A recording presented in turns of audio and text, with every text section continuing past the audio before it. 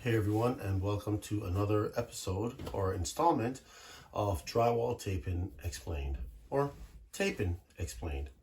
Now you see the steps right here, and I hope you can get a good view of what we got going on here. But today's step is the cover slash coat version. Now I'm going to break it up into two parts because it does get a little bit complicated when we talk about covering the wall, right? And realistically here, all you're trying to do is cover all the tape that you have recently applied to the wall. You're trying to cover the tape or hide it, let's say. Your corner beads, your butt joints, your flats, your inside corner, your nail heads. This is that covering process, right? I'm not going to break it down into nail heads or whatever. It's just a basic cover, right? I have other videos online that breaks it up completely. But for this particular version, it's just a matter of understanding the basics, right? There's a more in-depth video online that covers everything, corner beads, inside corners, nail heads. It does cover it. But for this particular version of explaining taping, I just want to go through it very quickly in a way that you can consistently follow it and get the consistent result that you're looking for, right? Now, as I said, there's other videos online that I've posted. You can please go check those videos out. But for today, what we're doing is covering everything.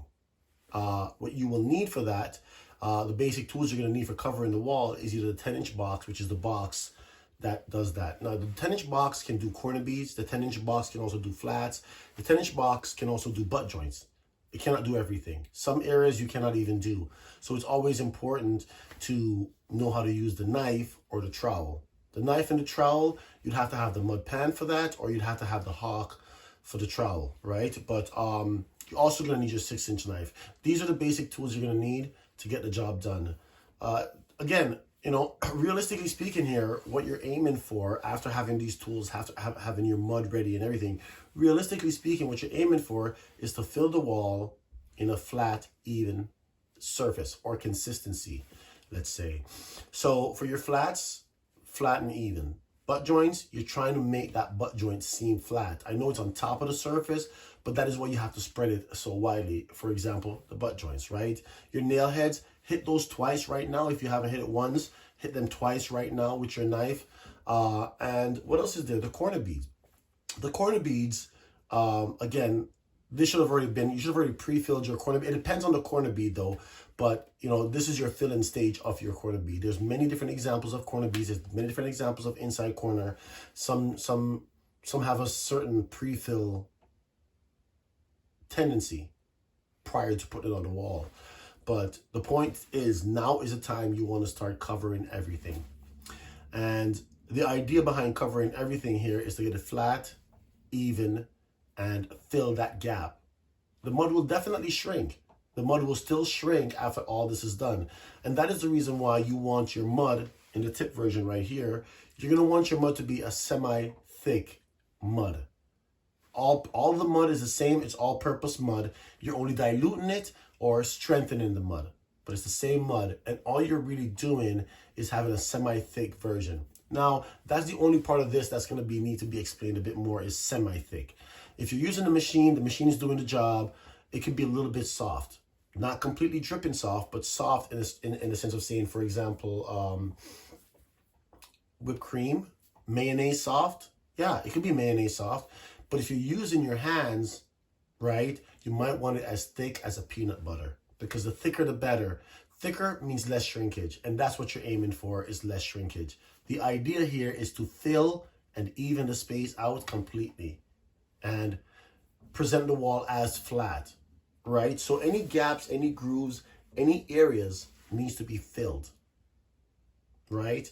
So, and if you get it flat while you're filling it, if you get it flat, that's even better. And if it's even, that means it's cleaner, that's even better.